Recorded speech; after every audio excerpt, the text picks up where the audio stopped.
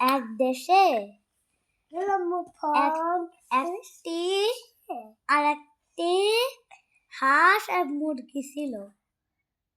সে হাঁসের তিনটে ছানা ছিল, আর মুরগিরও তিনটা ছানা ছিল। হাঁস আর মুরগি চিন্তা করলো যে নদীর এই পারে যাবে, বলে তারা হাঁটতে শুরু করলো। আর মুরগি তো মহা বিপদে।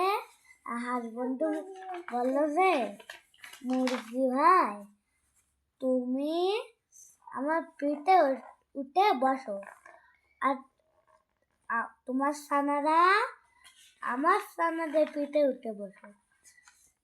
তারপরে তিনটা হাঁস যাওয়ার জন্য রেডি। তারপরে ওরা নেমে গেল, আর এদিকটায় চলে এসে গেল।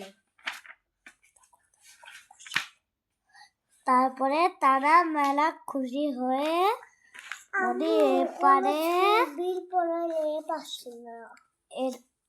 তারপরে এপারে এসে খুব খুশি হয়ে জীবন যাপন কাটাতে লাগলো।